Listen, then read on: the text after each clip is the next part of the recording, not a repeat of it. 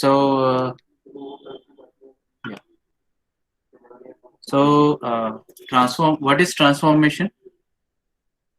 What is transformation?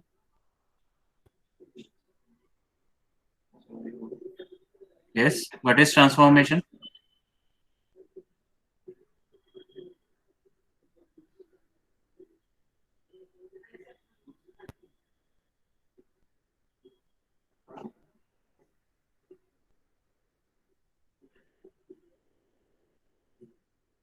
Hello, students. सो रहे? Changing the formation. Okay. Transfer for cellular DNA into. Okay.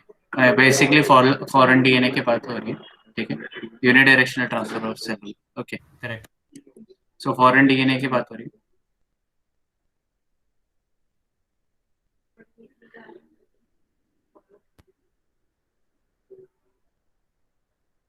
Okay. तो या correct, एकदम correct जा रहे हैं. सो बेसिकली हम लोग मॉलिक्यूलर लेवल पे देख रहे हैं अभी. जो हम लोग ने पहले देखा था, it was just an overview. Here in this chapter we are going in great details. Okay. So transformation के बारे में डेफिनेशन, ट्रांसफॉर्मेंट्स क्या होते हैं, एंड ये तुमको पता रहेगा. ठीक है. And we had discussed this in previous lectures also. Okay. What is competent? तो कंपिटेंट सेल्स ऐसे सेल्स होते हैं which are ready to uptake foreign DNA. ठीक है. फॉरेन मतलब other than its own DNA. Okay. From the it is ready to take up DNA from its environment. ठीक है.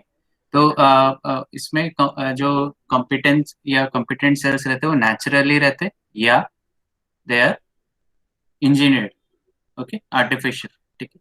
तो नेचुरल जो कॉम्पिटेंट सेल्स रहते हैं उनके कुछ एग्जांपल्स हैं. एंड आर्टिफिशियल जो कॉम्पिटेंट सेल्स जनरेट किए जाते हैं आर्टिफिशियली बाय मैन. ठीक है.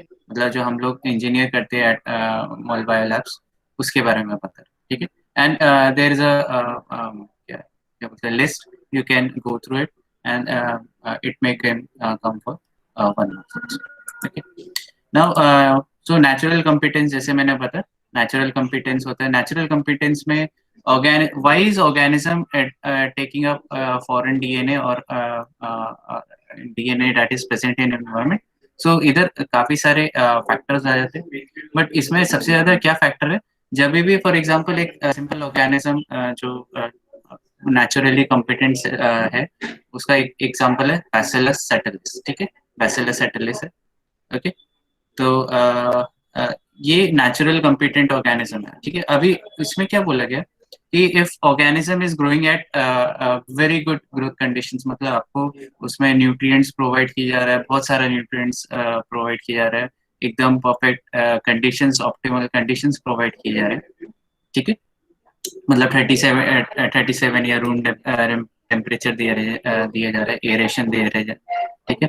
तो जो पूरा अगर मैं एकदम ऑप्टिमल वेरी गुड कंडीशन से उसको शिफ्ट कर दूँ ऑर्गेनिज्म को into very poor growth conditions, जैसे मतलब लेस न्यूट्रिएंट डेफिशिएंट कंडीशंस हो गए, या आपके टेम्परेचर जो वेरिएंट रहेंगे, मतलब जिसमें जो टेम्परेचर में ऑर्गेनिज्म इतना काफी स्लो ग्रोथ करेगा. ठीक है. तो ये केसेस में क्या होता है, ऑर्गेनिज्म कैसे रिएक्ट करता है. तो there are two things. It will form spores. ठीक है. और स्पोर्स कैसे फॉर्म करेगा, ये जब कॉम्प जीन्स रहते हैं जब उसको एक्सप्रेस करेगा. कॉम्पिटेंस कॉम्पिटेंस जीन्स एक्सप्रेस करता है. अभी व्हाट इज कॉम्पिटेंस जीन्स? ये ऐसे जीन्स होते हैं जो नेचुरल कॉम्पिटेंसी जनरेट करने के काम आते हैं. सो अभी बोलोगे ये क्यों हो रहा है, हम लोग क्यों पढ़ रहे हैं बैसिलस सेटलिस? तो बैसिलस सेटलिस जैसे मैंने बताया, it is a natural competent. तो एक्चुअली पहले से बन के नहीं आता, मतलब जैसे if the cells are young and they are growing तो कॉम्पिटेंट नहीं रहता. बट जैसे ही फॉर एग्जांपल इन्वायरमेंट में काफी ज्यादा शिफ्ट आता है, जैसे न्यूट्रिएंट एकदम रिच कंडीशन से उसको शिफ्ट कर दिया न्यूट्रिएंट पुअर कंडीशन में, तभी तुम सोचो कि अगर सेल्स को मैं बहुत पहले बहुत भर भर के न्यूट्रिएंट दे रहा था, अभी मैं न्यूट्रिएंट दे ही नहीं रहा, तो क्या होगा इन्वायरमेंट में, क्या होगा, क्या सिग्नल जाएगा? कोई बता सकता है क्या सिग्नल जाएगा? यस. क्या जाएगा सिग्नल? तो अगर न्यूट्रिएंट, अगर मैं खाना ही नहीं दे रहा हूँ, जैसे फॉर एग्जांपल अगर जैसे तुम लोग नवी मुंबई में रह रहे हो, ठीक है, और मैंने क्या कर दिया कि नवी मुंबई का रास्ते सब सारे बंद कर दिए, ठीक है, मतलब उधर अंदर खाना नहीं जाएगा, बाहर खाना नहीं है, तो क्या होगा, जितना न्यूट्रिएंट है उतना यूटिलाइज करोगे, बाकी क्या करोगे, कुछ ना कुछ चेंजेस लेके आओगे या कम खाना चालू कर दोगे। तो in this case competence factor is वैसे ही, तो क्या हो जाएगा, ज्यादातर जो सेल्स है वो मरना चालू करेंगे। मतलब मैं नवी मुंबई में अगर मैं एग्जांपल दे रहा हूँ एनालॉजी, तो नवी मुंबई के जो कुछ लोग हैं, मतलब काफी ज्यादा बड़ी population, it will start dying off, ठीक है। वैसे ही इस केसेस, ये केसेस में क्या हो रहा है, जैसे मैं बैसिलस एटिलिस को ग्रो कर रहा हूँ और उसको न्यूट्रिएंट पुअर कंडीशंस में या पुअर ग्रोथ कंडीशंस में ग्रो कर रहा हूँ, तो उसमें ज्यादातर सेल्स मर रहे हैं।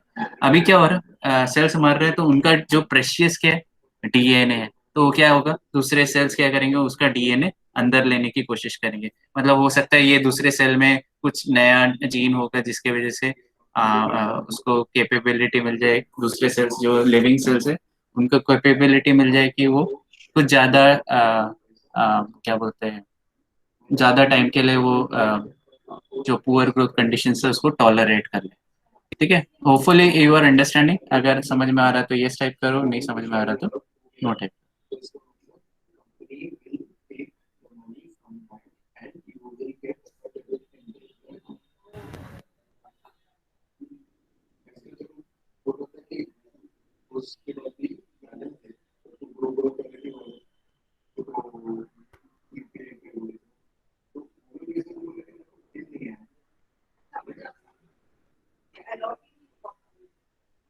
ठीक है, तो आगे चलते हैं।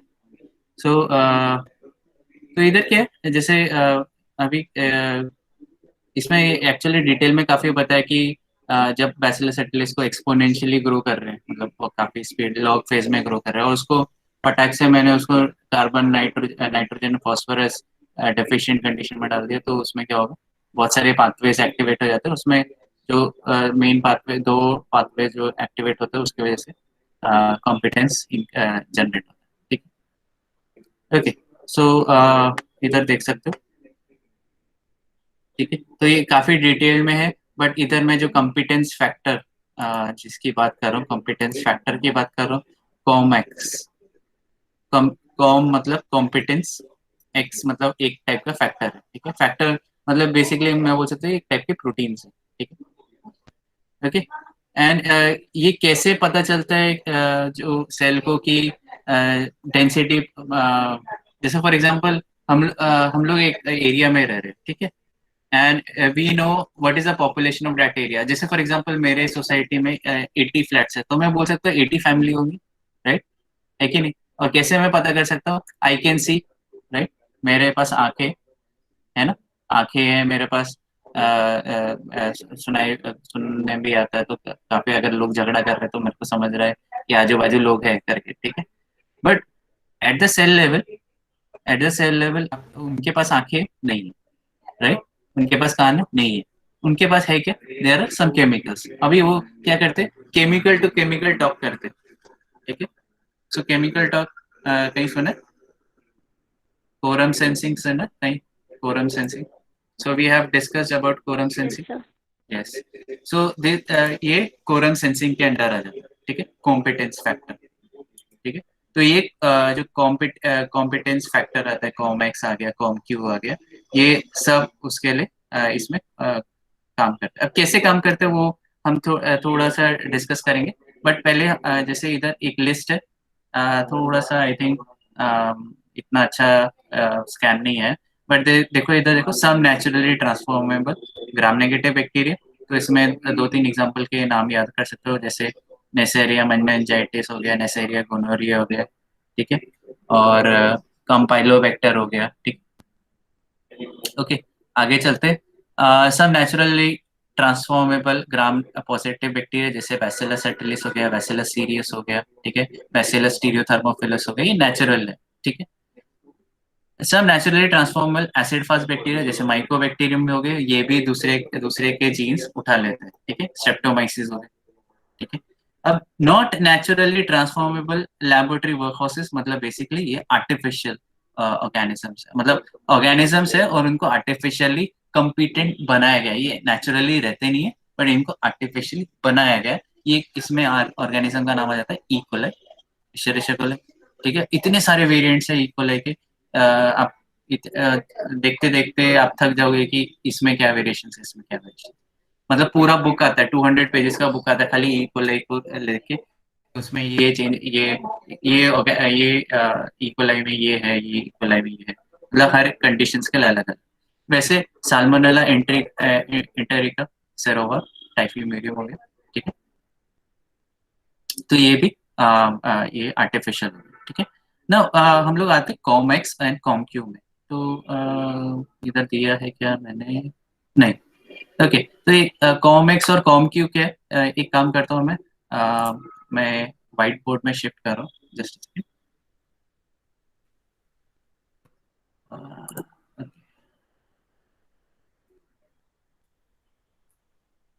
okay, hopefully whiteboard is visible. Okay, yes, whiteboard is visible, right? Okay, so ये जैसे फॉर एग्जांपल एक सेल है। सेल याद रखो कि it is not square but for representation. Okay, एक सेल है। ठीक है, और अभी हम लोग जो सेल है वो दूसरे सेल को कैसे पहचानता है, कितने सेल है, पॉपुलेशन कितना है, आजू बाजू कितना population.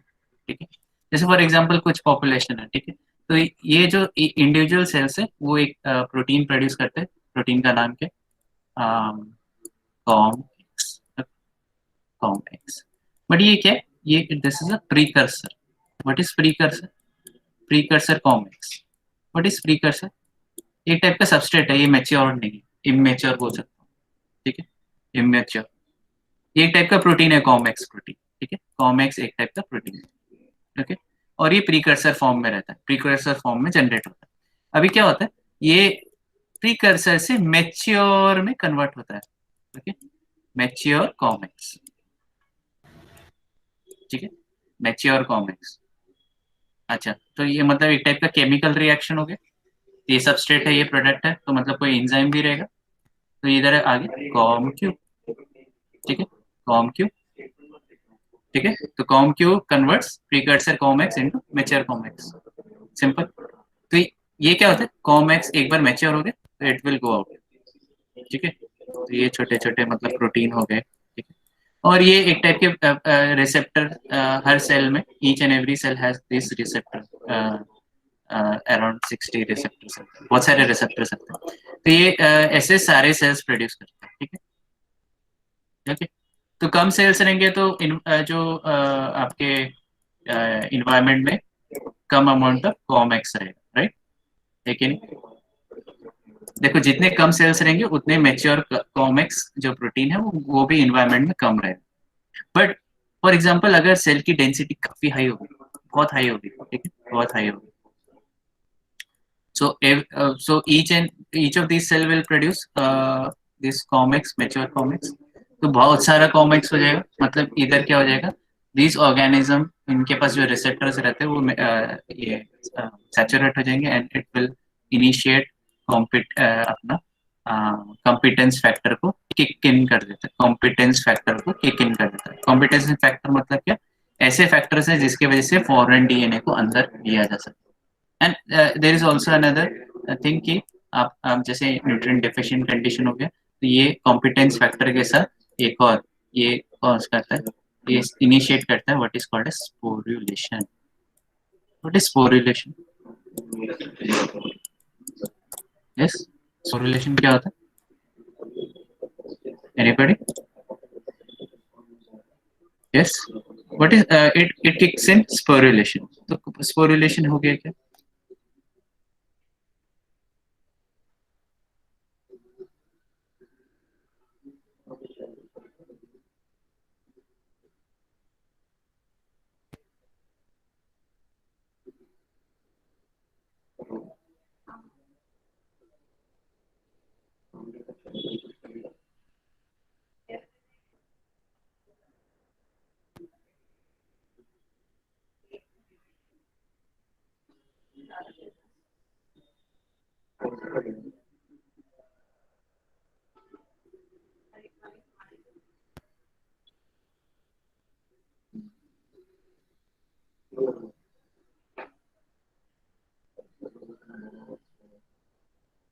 Yes.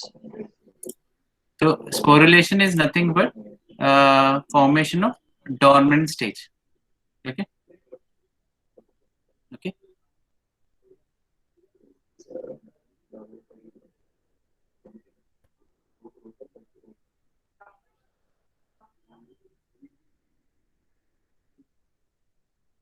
Okay. Yes, dormant state. तो ये जब तक अनफेवरेबल कंडीशन है तब तक ये डोर्मेंट स्टेज में ही रहेगा, मतलब स्पोर रिलेटेड स्पोर फॉर्म में रहेगा। ठीक है। एंड जैसे ही इसको एक सिग्नल मिल जाता है एनवायरनमेंट से कि there is a favourable environment, so ये क्या कर देता है, स्पोरुलेशन से फिर वो वेजिटेटिव स्टेज में कन्वर्ट हो जाता है ना। What is vegetative stage? जो आप देख रहे हो, जो एक्टिव मेटाबोलाइजिंग ऑर्गेनिज्म है, that is nothing but a vegetative cell. ठीक है। और जैसे वो इनएक्टिव, मतलब इसमें क्या होता है, इनएक्टिव में बहुत जो डीएनए वो कंडेंस हो जाता है and it has many layers of many protective layers, and जो मेटाबॉलिक एक्टिविटी है वो it comes down to zero. ठीक है। Okay. So this is nothing but sporulation stage या डोर्मेंट स्टेज, स्पोर फॉर्म हो जाता है। तो ये जो कॉम्पिटेंस फैक्टर के साथ स्पोरुलेशन भी किक इन हो जाता है। ठीक है। तो sporulation initiate spore formation. Okay.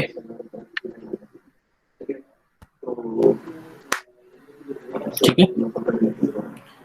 Now okay. ठीक है। होपफुली ये समझ में आया रहेगा तुमको। अगर नहीं समझ में आया तो रिपीट टाइप करो, अगर समझ में आया तो यस। समझ में आया? दो तीन हो गए। यस। ऊपर से जा रहा है किसी को तो बता दो।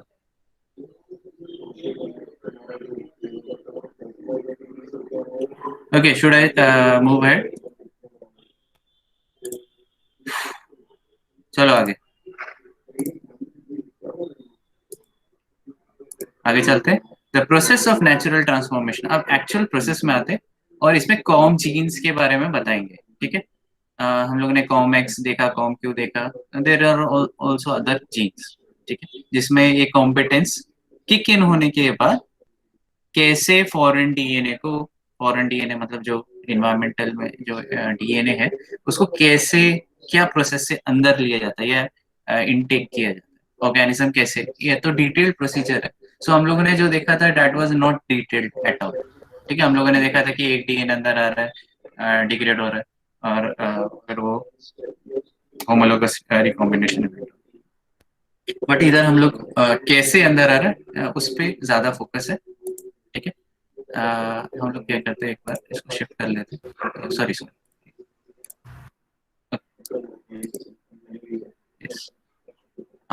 इधर आ गए हम लोग। दिख रहा है ना सबको? Process of natural transformation. So इधर देख लेते हैं। हाँ ओके। सो एकदम हम लोग बेसिक से चालू करते हैं। तो बेसिक अभी हम लोग डिटेल में गए नहीं है। दिस इज ये कट गया। मशीनरी के बाद में हम लोग बाद में देखेंगे, बट हम लोग एक बेसिक देख लेते हैं। तो जैसे ऑर्गेनिज्म के पास क्या रहता है, ये क्या है, कुछ टाइप का पिलाई टाइप का है ना, पिलाई। ये क्या करता है, पिलाई इज लाइक, ये क्या करता है, अटैच कर लेता है डीएनए को। ठीक है। There are some kind of receptor proteins. Receptor proteins मतलब जो रिसीव करेंगे, और ये मेम्ब्रेन है और ये साइटोप्लाज्म मतलब इनर साइड। ठीक है। अभी ये देखो, ये क्या है, जो पिलस ने फॉर एग्जांपल पिलस के साथ डीएनए अटैच कर लिए, इरिवर्सिबली नहीं, रिवर्सिबली। ठीक है। रिवर्सिबली क्या हुआ कि जो डीएनए रिवर्सिबली पिलस को अटैच किया, मतलब ये निकल भी सकता है। ठीक है। और अगर पिलस देखो, पिलस क्या करेगा, पिलस डीएनए को इधर तक लेके आएगा। देन रिसेप्टर प्रोटीन्स दिख रहे हैं तुमको इधर। तो रिसेप्टर प्रोटीन क्या करेंगे, प्लग करेंगे। किसको प्लग करेंगे? डीएनए को प्लग करेंगे फ्रॉम पिलस। प्लग मतलब क्या होता है, निकालना। तो क्या कर रहे हैं, रिसेप्टर प्रोटीन डीएनए को प्लग कर रहे हैं। दिख रहा है इधर, इधर लेफ्ट साइड में डायग्राम। ठीक है। तो ये प्लग कर रहा है, जैसे फ्लावर को प्लग किया जाता है, फ्लावर को तोड़ा जाता है, वैसे ही जो रिसेप्टर प्रोटीन है वो डीएनए को तोड़ रहा है। ठीक है, फ्रॉम पिलस। तो बेसिकली पिलस टूट नहीं रहा है पूरा, खाली पिलस जो डीएनए वो जो पिलस और डीएनए के बीच में जो इंटरेक्शन था वो टूट जा रहा है। ठीक है। अब रिसेप्टर क्या हो रहा है, पिलस हो गया, पिलस अभी फ्री हो गया, pilus can now attach to another DNA, ठीक है। ओके, सो ये पिलस ने इन्वायरमेंट में जो डीएनए था उसको अटैच किया reversibly, and it it it ये रिसेप्टर प्रोटीन उसको उसने प्लग कर दिया डीएनए को फ्रॉम पिलस, ठीक है। तो ये रिवर्सिबली बाउंड होता है। उसके बाद एक प्रोसेस होने के बाद जो रिसेप्टर प्रोटीन है वो पूरा का पूरा डीएनए को अंदर ले लेता है। पूरा का डीएनए मतलब बेसिकली एक सिंगल उसमें से डबल स्टैंडर्ड डीएनए में से एक सिंगल स्टैंडर्ड निकल जाता है, ठीक है। वो डिटेल में हम लोग इसके बाद आएंगे, ठीक है। बट थिंग इज कि वो जो रिसेप्टर प्रोटीन है वो डीएनए को अंदर ले लेता है, ये that is a main thing. तो डीएनए को पूरा जो डीएनए को अंदर ले रहा है, ठीक है। अब कैसे अंदर ले रहा है और तो रिवर्सिबल है कि इरिवर्सिबल है वो कैसे पता चला। तो अगर फॉर एग्जांपल ये स्टेज में सेकंड स्टेज में जब प्लग किया, जैसे उसने प्लग किया और मैं जो ऑर्गेनिज्म को ट्रीट कर देता हूँ विथ फिनॉल या क्लोरोफॉर्म, ठीक है। तो फिनॉल सुना है, फिनॉल एंड क्लोरोफॉर्म, ये क्या है, केमिकल है, राइट। एंड ये फिनॉल एंड क्लोरोफॉर्म का तुमको पता है मोड ऑफ एक्शन क्या,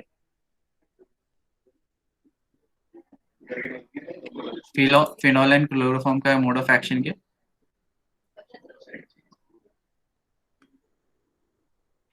okay, phenol and chloroform basically ये क्या कर देते हैं, प्रोटीन को डीनेचर कर देते हैं। तो बेसिकली जो अगर इधर जो या डिटर्जेंट अगर यूज करे तो डिटर्जेंट जो भी आपके सरफेस में रहेगा ना, लिविंग सेल के सरफेस में जो भी चीज रहेंगी उसको निकाल देता है। तो फॉर एग्जाम्पल अगर रिसेप्टर प्रोटीन के साथ डीएनए अटैच है तो वो पूरा का पूरा डीएनए को निकाल देगा। जब तक डीएनए अंदर नहीं जाता तब तक वो डीएनए निकल जाएगा, सेपरेट हो जाएगा।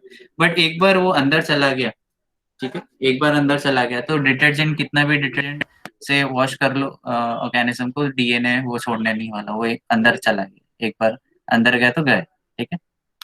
एंड अगर मुझे ये प्रोटीन्स का रोल के बारे में पढ़ना है तो I can treat organism with phenol and chloroform. ये क्या करते हैं, दोनों एजेंट है फिनॉल एंड क्लोरोफॉर्म, ये प्रोटीन को डीनेचर कर देते हैं, दैट्स इट। तो ये एक टाइप का रिसेप्टर भी है, एक टाइप का प्रोटीन है। तो प्रोटीन डीनेचर हो जाता है तो उसके बाद आपका जो इन्वायरमेंट में डीएनए वो अंदर नहीं आ पाए, ठीक है, because of these receptor proteins. Okay,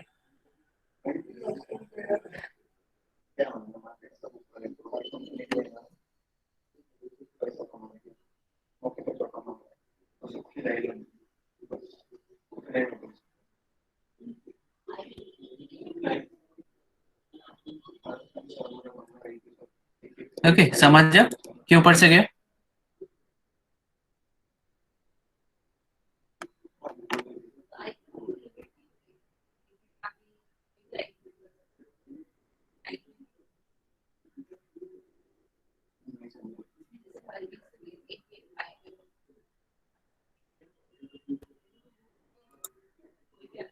चलो आगे चलते।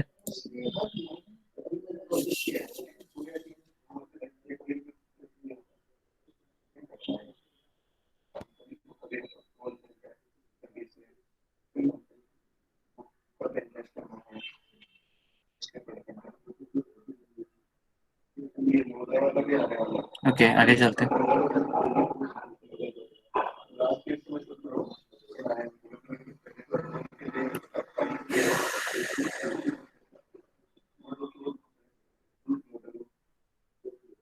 ओके, अभी एक्चुअल मशीनरी के बारे में बात कर लेते हैं। और एक्चुअल मशीनरी इतना सब पढ़ने से अच्छा है पहले हम लोग डायरेक्टली क्या बोलते हैं डायग्राम में कूद जाते हैं।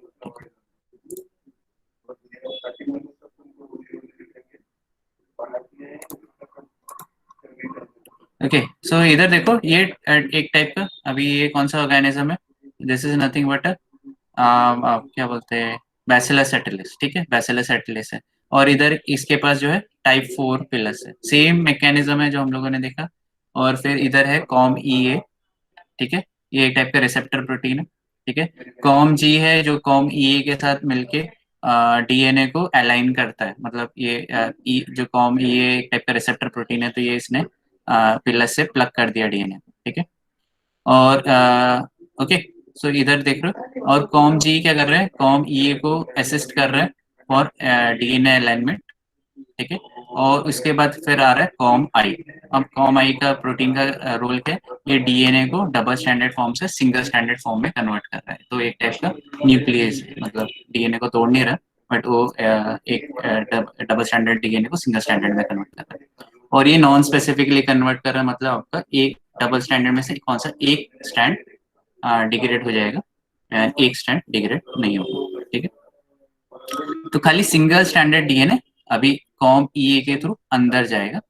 ठीक है, कॉम ईए के थ्रू अंदर जाएगा, एंड अभी जैसे ही अंदर जाएगा डीएनए, ऑब्वियसली जो डबल स्टैंडर्ड डीएनए आपका, सॉरी सिंगल स्टैंडर्ड डीएनए, वो क्या हो सकता है, वो डिग्रेड हो सकता है, तो उसके या फोल्ड हो सकता है, तो उसके लिए क्या होगा, सिंगल स्टैंडर्ड बाइंडिंग प्रोटीन आ जाएंगे उधर, और ये इसको double standard single standard DNA को बाइंड, तो इससे क्या होगा, ये सिंगल स्टैंडर्ड फॉर्म में रह जाएगा। ओके, मैकेनिज्म समझा।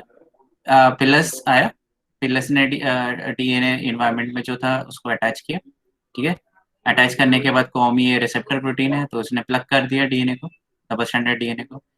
कॉम जी है इधर। ठीक है, जी प्रोटीन है, ये इसको अलाइनमेंट में मदद कर रहा है। फिर कॉम आई आ रहा है जो डबल स्टैंडर्ड डीएनए को सिंगल स्टैंडर्ड में कन्वर्ट कर रहा है, एंड फिर ई ए क्या करता है, सिंगल स्टैंडर्ड डीएनए को अंदर ले। ठीक है, ओके, एंड जैसे अंदर गया, जो सिंगल स्टैंडर्ड डीएनए उसमें single standard binding DNA binding protein attach हो जाए। ठीक है, एंड देन फिर आपका जो रिकॉम्बिनेशन इवेंट है वो, ठीक है, जो होमोलोगस रिकॉम्बिनेशन। यस, इतना समझ में आया, डायग्राम समझ में आया कि ऊपर से गया।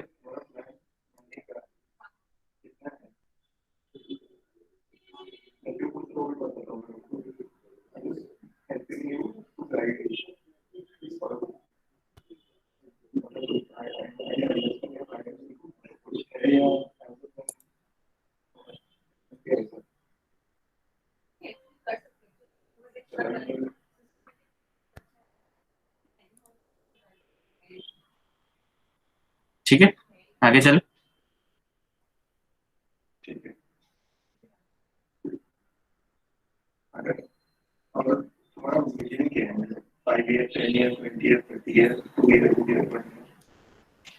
ओके, आगे चले।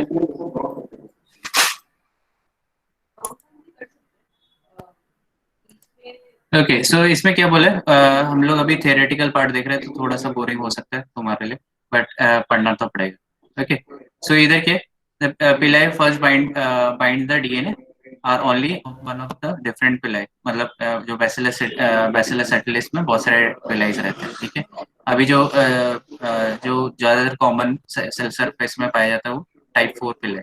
ठीक है, DNA binding receptor is com EA protein, जैसे मैंने पहले बताया, receptor protein com EA protein. ठीक है, और ये prefer to bind double standard DNA, तो सिंगल स्टैंडर्ड डीएनए को बाइंडिंग करेगा, डबल स्टैंडर्ड डीएनए को बाइंड करेगा। ठीक है, इसमें सीक्वेंस स्पेसिफिसिटी नहीं है, मतलब क्या, कौन से भी ऑर्गेनिज्म का डीएनए उठा सकता है। ओके, अगर कोई भी डीएनए अवेलेबल रहेगा उसको इंटरनलाइज कर ले। ठीक है, ओके, कॉम जी जो प्रोटीन है हम लोगों ने देखा, कॉम जी प्रोटीन ये क्या कर रहा है, ये डीएनए को एक्सेसिबल कर रहा है टू कॉम ई रिसेप्टर। तो जो क्या हो रहा है,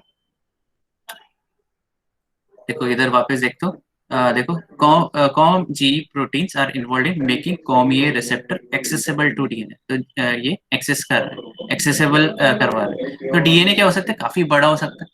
ठीक है, और उसमें क्या होगा फिर, तो इसमें क्या होता है, एक मिनट।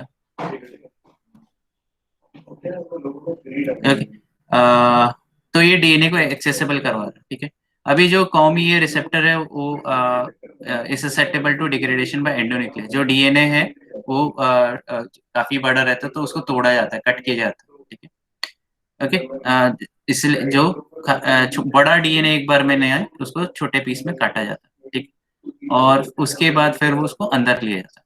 इसमें इसके बाद फिर आता है कॉम आई प्रोटीन आता है इधर। ओके, कॉम आई प्रोटीन क्या है, it is a membrane bound nucleus. ठीक है, क्या है, मेम्ब्रेन बाउंड न्यूक्लियस, और ये इसका काम क्या है, उसको कट करना, डीएनए को कट करना।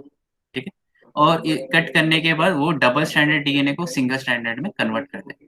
ठीक है, तो इसमें से कौन सा भी एक स्ट्रैंड डिलीट हो जाएगा, मतलब या डिग्रेड हो जाएगा एक। ठीक है, ये ऊपर वाला या नीचे वाला या पॉजिटिव सेंस नेगेटिव सेंस कौन सा भी हो सकता है। ओके, और जो रिमेनिंग डीएनए स्ट्रैंड है it is transported inside the cell.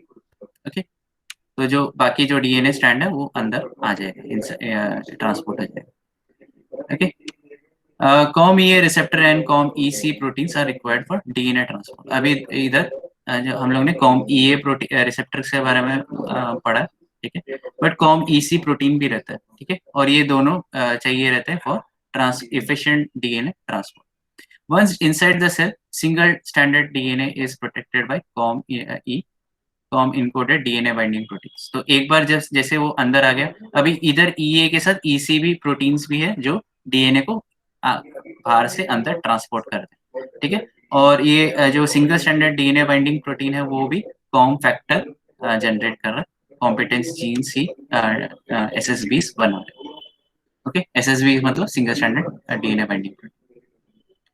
The DNA protein complex can undergo homologous recombination. तो homologous recombination कैरी आउट करेंगे, और homologous recombination ज्यादातर जो सेल्स में होता है उनमें रेक ए प्रोटीन्स रहते हैं, और रेक ए प्रोटीन्स कहीं अगर तुमने सुना रहेगा होपफुली तो अच्छी बात है। रेक ए प्रोटीन्स किधर रहते हैं? एसओएस रिपेयर में रहते हैं। तो रेको ये इधर जब होमोलोगस रिकॉम्बिनेशन इवेंट होता है तो रेक ए प्रोटीन्स गेट एक्टिवेटेड, और जो सेल्स के पास रेके पॉजिटिव है, मतलब इट हैज फंक्शनल रेके प्रोटीन्स, उसमें काफी अच्छा से होमोलोगस रिकॉम्बिनेशन इवेंट दिखेगा। Okay, so hopefully you all got this part. अगर नहीं समझ में आया तो बता दो।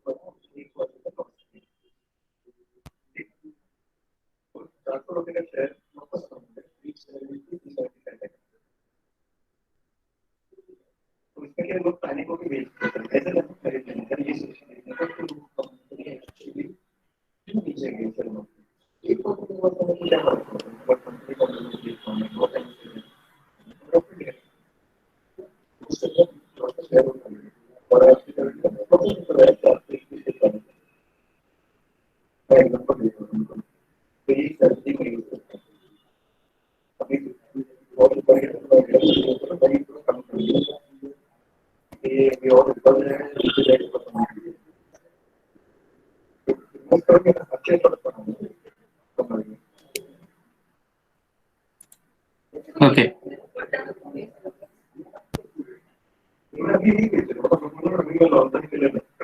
आगे चलते, ठीक है,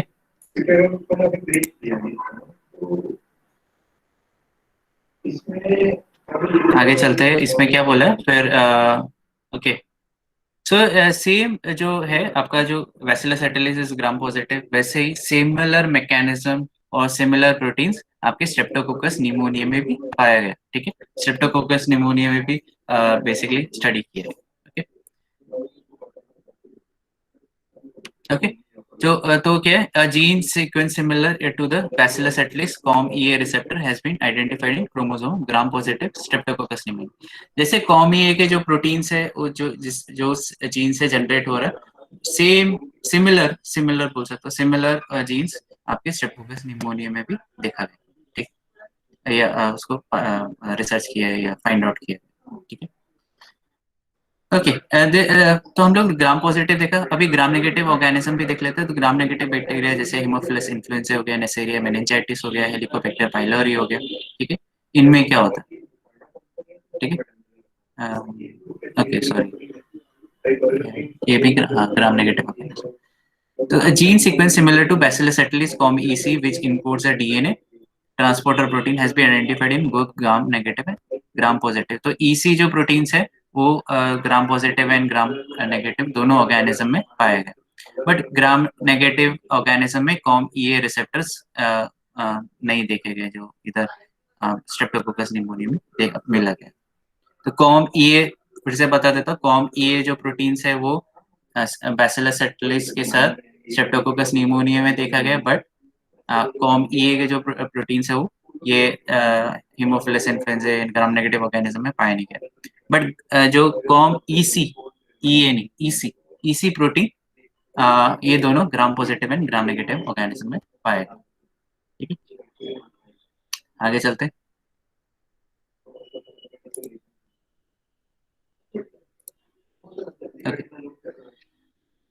ओके, सो इसमें और भी सजेशंस दिए गए बैसिलस सेटिलिस के, तो इसमें क्या बोला गया कि कंपैरेटिव सीक्वेंस एनालिसिस किया गया एंड इसमें और भी बताया गया कि जो हीमोफिलस इन्फ्लुएंजा है और नेसेसरी मेनिंजाइटिस है, जैसे बैसिलस सेटिलिस हमने बोला था कि it can Uptake any foreign DNA, any foreign DNA, ऐसा नहीं जरूरी नहीं एक पर्टिकुलर स्पीशीज को, बट जो ग्राम नेगेटिव ऑर्गेनिज्म है हेमोफिलस इन्फ्लुएंजा और नेसेसरी मेनिंजाइटिस, ये स्पेसिफिक सीक्वेंस को ही अपटेक करता है, ठीक है, specific sequence, base pair sequence को ही अपटेक करता है, ठीक है, okay. This specific sequence is called as uptake signal sequence, USS बोला जाता है, uptake signal sequence बोला जाता है, okay, uptake signal sequence, USS, and must be present in naked DNA in order to be bound and transported into the cell, ठीक है। तो जो USS sequences है ये आपके naked DNA में मिल जाते हैं, ओके। अगर आपको अभी समझ नहीं आ रहा तो मैं इधर आ जाता हूँ व्हाइट बोर्ड पे, ओके, ठीक है, इसको मैं इरेज कर देता हूँ, होपफुली दिख रहा है व्हाइट बोर्ड। सो इसमें क्या बोला गया, जो ग्राम नेगेटिव ऑर्गेनिजम्स हैं उनको खाली एक स्पेसिफिक सीक्वेंस चाहिए, तो ये स्पेसिफिक सीक्वेंस का काम क्या है, रोल क्या है, कि ये जो रिसेप्टर्स है ये खाली स्पेसिफिक डीएनए को ही अंदर लेंगे, दूसरा डीएनए आएगा, जैसे फॉर एग्जांपल ये डीएनए आ गया, ठीक है, तो ये डीएनए को अंदर नहीं लेंगे, ठीक, या दूसरा डीएनए आया तो उसको अंदर नहीं ले जाएगा, खाली स्पेसिफिक डीएनए को ही अंदर लेगा। और कैसे पहचान रहा है कि वो स्पेसिफिक डीएनए खुद सिमिलर ऑर्गेनिज्म मतलब रिलेटेड स्पीशीज का ही, उसमें रहता है USS sequence. What is USS sequence?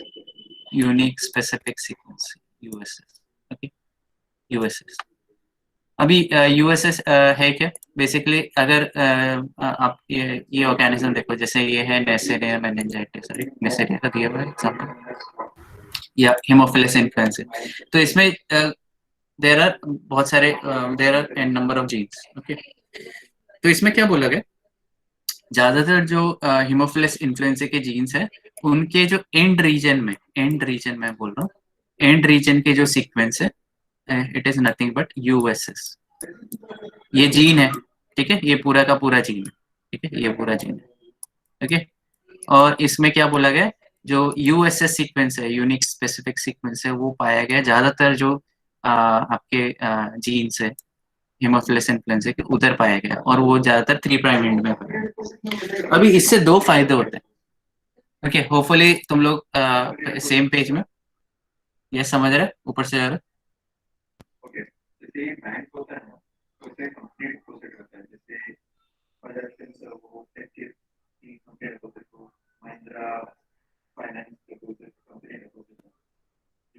ऊपर से जा रहा है तो बता दो, रिपीट बोल दो, अगर नहीं समझ रहे तो बता दो, रिपीट, ठीक, ठीक है, एक बार मैं वापस बोल देता हूँ। देखो ये जैसे ये ग्राम नेगेटिव ऑर्गेनिज्म है, और इनके ये खाली स्पेसिफिक डीएनए को अंदर लेते हैं, दूसरे ऑर्गेनिज्म का डीएनए लेते नहीं है, ये खुद के ऑर्गेनिज्म, जैसे ये हीमोफिलस इन्फ्लुएंजा है तो ये दूसरे हीमोफिलस इन्फ्लुएंजा सेम स्ट्रेन या सेम स्पीशीज का ही लेगा, दूसरे हीमोफिलस का भी नहीं लेगा, ठीक है। तो ये कैसे रिकॉग्नाइज करता है कि ये अपने डीएनए अंदर ले रहा है, दूसरे का डीएनए नहीं ले रहा है? तो इनका अगर डीएनए एनालिसिस किया जाएगा तो इसके जो जीन्स है, ज्यादातर जो जीन्स है उनके 3 प्राइम एंड में ये सीक्वेंस पाया गया, सिमिलर सीक्वेंसेस पाए गए, ठीक है, कुछ सीक्वेंसेस बहुत सिमिलर थे, तो उन्होंने क्या उनको नाम दे दिया यूएसएस। और इनका रोल क्या, ये आइडेंटिफाई करते हैं, एक टाइप का आईडी बैच हो गया कि ये ये जीन है, ये पूरा का पूरा जीन है, ये पूरा जीन है, ये हीमोफिलस इन्फ्लुएंजा है, ठीक है, ये पूरा जीन है वो हीमोफिलस इन्फ्लुएंजा है, ठीक है, ये पूरे जो जीन है वो हेमोफिलस इन्फ्लुएंजा है। तो ये कैसे पहचान रहे, आईडी की वजह से, जैसे हम लोग आईडी बैच पहनते तभी हम लोग को एंट्री मिलता है अपने कॉलेज में, वैसे ही क्या ये this is an ID batch, ठीक है, स्पेसिफिक सीक्वेंस, ओके। अभी दूसरा, तो एक तो पहचान आइडेंटिफिकेशन के लिए हो गया, ओके। तो मैंने बोला था देयर आर टू 2 फायदे, क्या है 2 फायदे। दूसरा फायदा ये है कि हम लोग को पता चल रहा है कि ये पूरा का पूरा डीएनए या जीन अंदर जा रहा है। ओके, इससे पता चल रहा है, यूआईडी से पता चल रहा है, यूएसएस सीक्वेंस से पता। अभी अगर फॉर एग्जांपल छोटा सा पार्ट गया तो हम लोग को पता नहीं चलेगा, बट पूरा पार्ट गया, वर्किंग जीन गया, है ना, पूरा का पूरा जीन गया, तो मतलब मैं क्या बोल सकता हूँ कि हाँ ये पूरा का पूरा जीन गया, मतलब इसमें अभी transformation event can take place, मतलब होमोलोगस रिकॉम्बिनेशन होने के चांसेस काफी ज्यादा बढ़ गए। Getting it? यस, मतलब पूरा का इंटैक्ट जीन अंदर गया। यस, समझ रहे कि ऊपर से गए? होपफुली समझ रहे, अगर नहीं समझ रहे तो बता दो। ओके फबी, देखो जैसे वापस मैं बता देता हूँ। तो क्या ग्राम नेगेटिव ऑर्गेनिज्म जैसे हेमोफिलस इन्फ्लुएंजा वो रिकग्नाइज कर सकता है अपना खुद का डीएनए, मतलब अगर दूसरे स्ट्रेन का भी रहेगा तो उसका डीएनए रिकग्नाइज कर सकेगा। कैसे रिकग्नाइज कर सकेगा? इनमें जो जैसे फॉर एग्जांपल ये जीन है और इसमें कुछ पार्ट ऑफ जीन है जो काफी इनकी सिमिलैरिटी है। सिमिलैरिटी मतलब क्या? ये सीक्वेंसेस कंजर्व्ड है। कंजर्व्ड मतलब क्या? ये सीक्वेंसेस सेम होंगे या सेम होंगे इन ऑल जीन्स, सेम होंगे इन ऑल जीन्स, और सब सारे जीन्स देख लो हेमोफिलस इन्फ्लुएंजा के, चाहे अल्कोहल डिहाइड्रोजनोज हो या हेक्सोकाइनोज हो, उनमें जो 3 प्राइम एंड में कुछ सीक्वेंसेस सेम रहेंगे, इसको बोलते हैं कंजर्व रीजन्स। ठीक है, और उससे रिकॉग्नाइज कर सकता है ऑर्गेनिज्म कि ये मेरा ही डीएनए, मतलब मेरे दूसरे साथी का डीएनए, तो आई कैन इनटेक इट, मतलब इनटेक कर सकता हूँ, आराम से ले सकते हैं। बट अगर जैसे फॉर एग्जांपल हेमोफिलस इन्फ्लुएंजा और बाजू में साल्मोनेला का डीएनए आया तो ये नहीं करेगा, क्योंकि ऑब्वियसली साल्मोनेला का डीएनए उनमें सीक्वेंसेस डिसिमिलर रहेंगे, राइट? तो ये जितने भी आपके ज्यादातर जो जीन्स है, जीन्स मतलब जो एक्चुअली प्रोटीन प्रोड्यूस कर रहे हैं, उनमें ज्यादातर देखा गया कि ये जो 3 प्राइम एंड में कुछ सीक्वेंस है जो कंजर्व हुए, एंड ये इससे रिकॉग्नाइज कर सकता है ऑर्गेनिज्म कि ये या ऑर्गेनिज्म डिफरेंशिएट कर सकता है between its own gene and दूसरे का its own gene, another gene of another organism. ठीक है, तो आइडेंटिफिकेशन हो गया। ठीक है, एंड दूसरा क्या हो गया? इंटैक्टनेस। इंटैक्टनेस, दूसरा फायदा ये हो गया कि पूरा का पूरा जीन अंदर जा रहा है, ऐसा नहीं कि पार्ट में जा रहा है। ठीक है, अगर जितना, अगर जैसे फॉर एग्जांपल अगर आधा जीन जा रहा है तो ऑब्वियसली आधा जीन में क्या होगा, आपका वो वर्किंग नहीं रहेगा, है ना, वर्क नहीं करेगा आधा जीन। तो पूरा जीन जा रहा है मतलब आपका जो जीन है उसको होमोलोगस रिकॉम्बिनेशन होने के चांसेस बहुत ज्यादा है। इससे क्या होगा, जैसे फॉर एग्जांपल ये ए पॉजिटिव है और ऑर्गेनिज्म के पास ए नेगेटिव है। ठीक है, तो ये क्या करेगा, अगर पूरा का पूरा जीन जा रहा है तो ये होमोलोगस रिकॉम्बिनेशन के थ्रू ए नेगेटिव को निकाल के ए पॉजिटिव इंसर्ट कर देगा। Okay, so hopefully you got this point. अगर ऊपर से गया तो रिपीट टाइप कर सकते हो अभी भी। ठीक है, समझा? पक्का समझा?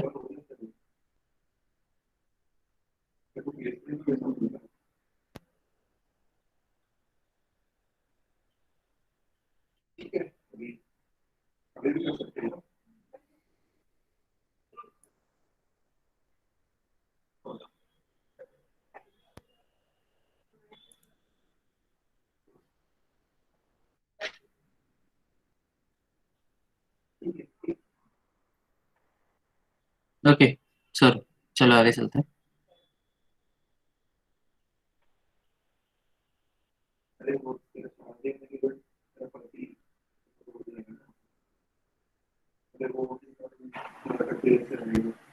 ओके, सो जैसे फॉर एग्जांपल इधर दे रखा है, देखो ये यूएसएस है, मतलब ये खुद के जीन्स है, तो वो खुद के जीन्स के अंदर लेगा, उसको ये अटैच करेगा preferentially.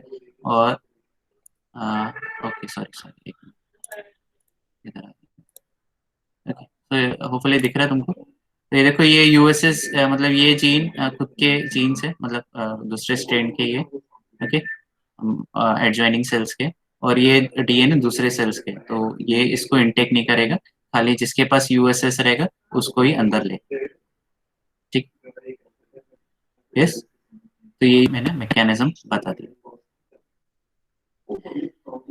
Okay, so I think lecture जल्दी खत्म होने वाला है मेरा।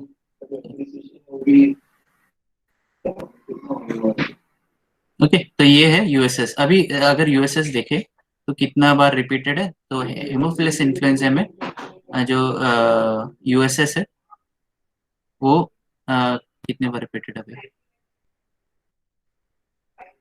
ओके 1471 टाइम्स रिपीटेड है इन हेमोफिलस इन्फ्लुएंजा, यही। एंड नेसेरी मेनिंजाइटिस में ये 1891 टाइम्स रिपीटेड है।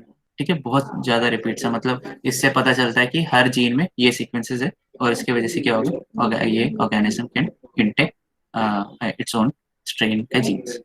ठीक है, okay. So these sequences are near stop signal. Stop signal अभी तुमको पता है सबको, ठीक है, नॉनसेंस कोडॉन के बाजू में है।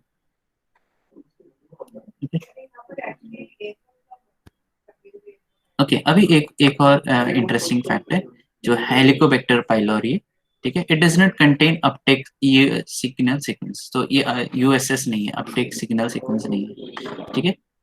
और lack of USS present interesting situation. अभी इसमें यूएसएस है नहीं तो इसमें क्या है अभी कैसे, तो इसमें क्या है, इनके जो मैकेनिज्म है it is similar to bacillus subtilis and streptococcus pneumonia, ठीक है। तो ये हेलिकोबैक्टर पाइलोरी भी कौन से भी स्पीशीज का डीएनए उठा सकता है, ठीक है। इससे क्या होता है, हॉरिजॉन्टल जीन ट्रांसफर होने के चांसेस ज्यादा है। इसमें क्या, अगर एक बैक्टीरियल एंटीबायोटिक रेजिस्टेंट है तो दूसरे ऑर्गेनिज्म से रेजिस्टेंट हो जाता है। okay, चलो आगे चलते हैं।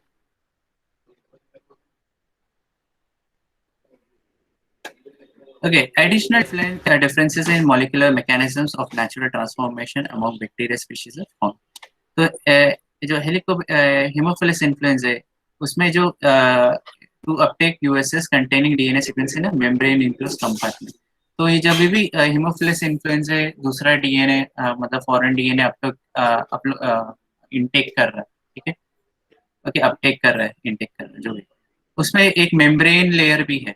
अगर तुम लोग देख पा रहे हो तो रिसेप्टर में ये DNA it is included in membrane layer, और मेम्ब्रेन लेयर को क्या बोला गया, ट्रांसफॉर्मेटोम, ठीक है, ट्रांसफॉर्मेटोम। ये मेम्ब्रेन को क्या बोला गया, जो मेम्ब्रेन के अंदर डीएनए है उनको क्या बोला गया, ट्रांसफॉर्मेटोम। और ये सिमिलर मैकेनिज्म में ये डबल स्टैंडर्ड डीएनए अंदर रहता है बट एक सिंगल स्टैंडर्ड ही अंदर जाएगा, दूसरा स्टैंड उधर का उधर ही रहेगा। तो इसमें जो मैकेनिज्म है कैसे डबल स्टैंडर्ड डीएनए को में से एक ही स्टैंड अंदर जाता है वो अभी तक क्लियर नहीं है।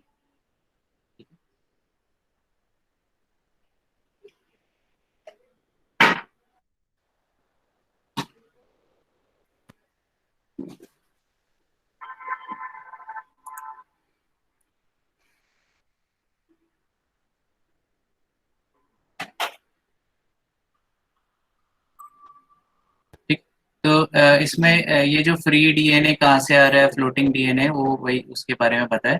जो बैसिलस एटिलिस है, जब क्या होता है कि आपका स्पोरिलेशन इवेंट होता है, तो स्पोरिलेशन में एक डोरमेंट स्पोर बन जाता है, बट जो कंपोनेंट्स और सेल्स रहते हैं स्पोर को वो स्पोर इंटरनल बनता है, सेल के अंदर बनता है। अभी वो जब इधर आ जाता हूँ, इस, तो इधर जैसे ये सेल है बैसिलस एटिलिस है और इधर स्पोर फॉर्मेशन हुआ, ठीक है। तो इसमें एक कॉपी ऑफ डीएनए सब और सब मटेरियल अंदर ठूस दिया गया, ठीक है। अब जब स्पोर रिलीज होगा तो ये क्या होगा, स्पोर रिलीज होने की वजह से क्या होगा, जो सेल है वो डिस्ट्रॉय हो जाएगा और इसके साथ पूरा जो डीएनए कंपोनेंट है साइटोप्लाज्म में सब एनवायरनमेंट में फैल जाएगा, ठीक है। तो सो इधर क्या है, डीएनए भी फ्री हो रहा है। So this can be this DNA can be uptake by another. Okay.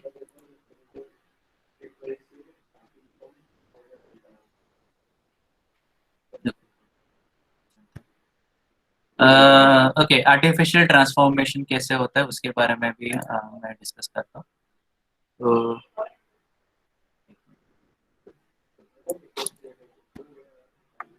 तो आर्टिफिशियल ट्रांसफॉर्मेशन होता है क्या,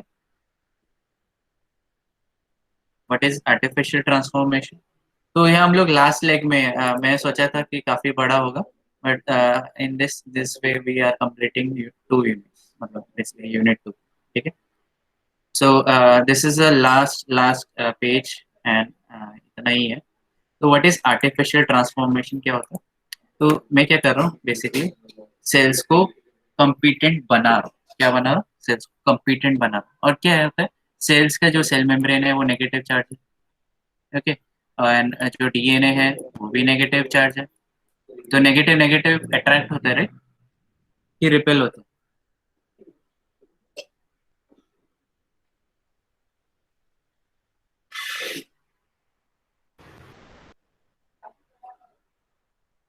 रिपेल होते, पक्का रिपेल होते।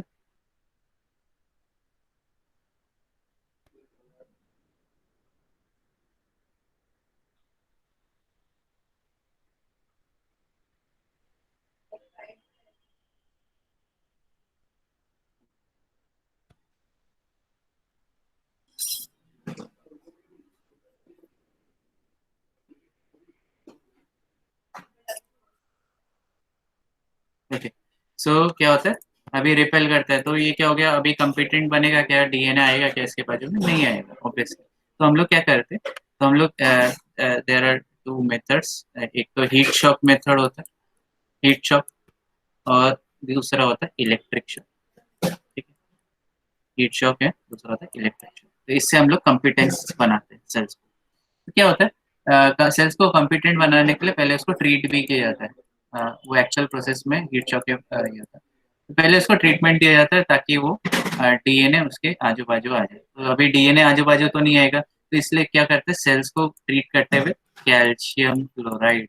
ओके, कैल्शियम क्लोराइड, अभी जो आप इधर देख रहे हो कैल्शियम इज पॉजिटिवली चार्ज है। तो ये कैल्शियम जो क्लोराइड है ये सारे मॉलिक्यूल्स इधर अटैच कर देते हैं सेल मेम्ब्रेन पे। तो basically calcium is positively charge, right? अभी कैल्शियम पॉजिटिवली चार्ज है तो ये डीएनए को भी अट्रैक्ट करता है, राइट? अभी ये डीएनए भी इसके बाजू में आ जाए, आके बाजू में चिपक जाता है, चिपक जाता है मतलब उधर अटैच कर देता है। तो basically calcium chloride is holding both cell and also DNA. ठीक है, तो दोनों सेल को भी अटैच कर रहे हैं एंड डीएनए को भी अटैच कर रहे हैं। अभी इससे क्या होगा, जो डीएनए है वो अभी क्या होता है, देर आर सम पोर्स जैसे रिसेप्टर प्रोटीन्स है, उसके थ्रू भी अंदर आ सकते हैं। ठीक है, बट जो लार्ज डीएनए है, छोटे डीएनए तो आराम से आ जाएंगे अंदर। ये खाली मैं कैल्शियम क्लोराइड ट्रीटमेंट दूंगा तो छोटे डीएनए रहेंगे तो आराम से वो अंदर आ जाएंगे। बट अगर मैं बोलूँ कि काफी बड़े डीएनए इन साइज, काफी लार्ज डीएनए, तो वो अंदर नहीं आ पाएगा, क्योंकि जो क्या बोलते हैं आपका कोर है, nuclear core, sorry nuclear core, जो प्रोटीन जो ट्रांसपोर्ट मैकेनिज्म है वो इतना एफिशिएंट नहीं है कि वो बड़े डीएनए को अंदर ट्रांसपोर्ट कर सके। तो इसमें क्या होगा, इसमें क्या करते हैं हम लोग, हीट शॉक देते हैं। हीट शॉक है 42 डिग्री और 2 minutes exact, 2 minute 42 degree exact होना चाहिए। ठीक है, एंड 2 मिनट्स एग्जैक्ट होना चाहिए। तो इससे क्या होगा, इसमें जो अभी हम लोग बोलते हैं ना लिपिड बाइलेयर मेम्ब्रेन है, लिपिड बाइलेयर मेम्ब्रेन, इसमें क्या होता है, ये जो लिपिड बाइलेयर मेम्ब्रेन निकल जाता है, मतलब बेसिकली जैसे ये जैसे फॉर एग्जांपल ये मेम्ब्रेन है। ठीक है, ठीक है, ये कंटिन्यूस मेम्ब्रेन है। तो इसमें क्या हो जाता है, छेद छेद हो जाता है, छेद हो जाता है। तो बेसिकली ये ऐसे हो जाता है। ठीक है, इतना हो जाता है। ठीक है, इससे क्या होता है, डीएनए आराम से अंदर जा सकता है। 2 minute, 2 minutes is enough for large DNA to get in. ठीक है, और जैसे मैंने हीट से 42 डिग्री से वापस मैं उसको आइस में रखूंगा। ठीक है, एक्चुअली मैंने क्या किया था, पहले ऑर्गेनिज्म को आइस पे रखा था और फिर मैंने 42 डिग्री दिया था और फिर मैंने उसको वापस आइस में रखा। तो क्या होगा, ये पोर जनरेट हुआ 42 डिग्री हीट शॉक की वजह से, एंड क्या होता है, जो डीएनए है वो अंदर है। ओके, फिर मैंने उसको आइस में रखा तो ये आइस की वजह से क्या होता है, ये पोर्स वापस ब्लॉक हो जाते हैं, मतलब ये लिपिड बाइलेयर मेम्ब्रेन वापस जनरेट हो जाता है। ओके, तो ये अगर तुम ध्यान दोगे तो this is very similar to facial. अगर आप लोग कॉन्सेप्ट से क्लियर है तो फेशियल फेशियल ट्रीटमेंट करवाते हैं। ठीक है, स्टीम लेते हैं, स्टीम। ठीक है, स्टीम लेते हैं तो क्या होता है, स्टीम करने से जो आपके जो स्किन में जो पोर्स रहते हैं वो ओपन हो जाते हैं। स्टीम का टेम्परेचर इज क्वाइट हाई, तो ये पोर्स ओपन कर देता है ना, राइट। एंड पोर्स ओपन करने से जो आपके जो अगर स्किन में ब्लैक हेड्स रहते हैं वो सब निकल जाते हैं, एक्नी एक्नी जो भी ब्ला ब्ला, ज्यादातर ब्लैक हेड्स निकल जाते हैं, ठीक है, निकालना पड़ता है। ओके, उसके बाद क्या होता है, फेशियल आपको आपने स्टीम लिया, उसके बाद क्या करोगे, ऐसे टॉवल पेन टॉवल से रगड़ के निकल जाओगे नहीं, बेसिकली यू विल ऑब्वियसली, क्योंकि पोर्स ओपन हो गए, you have to close it, तो आप क्लोज करने के लिए उसमें आइस लगा है, ये पोर्स फिर वापस क्लोज हो जाए, ठीक है। तो क्या बोलते हैं कि स्टीम करने से पोर्स ओपन हो गए थे, अभी आइस लगाने के बाद पोर्स क्लोज हो गए। वैसे ही इसलिए ये पोर्स इतने छोटे थे, हीट ट्रीटमेंट दिया बड़े हो गए, एंड वापस उसको आइस ट्रीटमेंट दिया तो ये वापस हो गए। तो hopefully this concept is clear eight molecular level क्या होता है। और यस, होपफुली गर्ल्स को ज़्यादा अच्छे से कॉन्सेप्ट क्लियर हुआ रहेगा, ठीक है। ओके, सो इलेक्ट्रिक शॉक में क्या होता है, अभी इलेक्ट्रिक शॉक में क्या होता है कि आपका जो सेम है, आप क्या कर रहे हो, इधर इलेक्ट्रिक शॉक दे रहे हो at, मैं सेकेंड्स का भी बात नहीं कर रहा हूँ, सेकेंड 1 सेकेंड के लिए भी बात नहीं कर रहा हूँ, इधर मैं माइक्रो सेकेंड्स की बात कर रहा हूँ, MS, microseconds, milliseconds या माइक्रो सेकेंड्स, मिली सेकेंड्स, तो मिली सेकेंड्स का मैं electric shock, milliseconds, not even a full second, मैं मिली सेकेंड का शॉक दूंगा। इससे क्या होगा, सेम इधर पोर जनरेट होता है and this DNA gets into, but इसमें भी जो हम लोग ने हीट शॉक देखा एंड इसका देखा, इलेक्ट्रिक शॉक देखा, इसके कुछ एडवांटेजेस हैं, कुछ डिसएडवांटेजेस हैं। तो जो आपके जो ये calcium chloride and heat shock method के जो एडवांटेज है वो है, आप अपने लैब लैब लेवल पे आप काम कर सकते हैं, मतलब you can carry out this at our labs, क्योंकि ये हम काफ़ी इजी है। बट अगर तुम लोग दूसरा देखोगे, ये इलेक्ट्रिक शॉक लेने के लिए स्पेशल इंस्ट्रूमेंट लगता है, इसमें एफिशिएंसी भी ज़्यादा इलेक्ट्रिक शॉक में, बट थिंग इज कि इसमें डेथ रेट भी ज़्यादा है, मतलब इलेक्ट्रिक शॉक दे रहे हैं तो ऑब्वियसली सेल डेथ है, काफ़ी सेल्स मर जाते हैं, बट एफिशिएंसी ज़्यादा है। मतलब जैसे अगर मैं बोलूँ कि कैल्शियम क्लोराइड मेथड से खाली 25% आपको चांसेस है सक्सेस का, तो इलेक्ट्रिक शॉक का आपका चांसेस है 30 to 40%, उससे ज़्यादा नहीं। एक बार चेक कर लेना, शायद एफिशिएंसी इंप्रूव हो गई रहेगी, ठीक है। सो ज़्यादातर अभी फिर इलेक्ट्रिक शॉक सेल्स को उसमें ज़्यादातर सेल्स मारे जाते, ओके। तो ये इलेक्ट्रिक शॉक एंड जो मैंने बताया calcium chloride method plus heat shock, calcium chloride method plus heat shock या calcium chloride method plus electric shock, ये दोनों भी देख दिए, ठीक है। इससे क्या होंगे, आपके जो सेल्स कंपिटेंट बन जाते हैं, आपको ट्रांसफॉर्मेशन एक्सपेरिमेंट करने में इजी हो जाता है, ओके।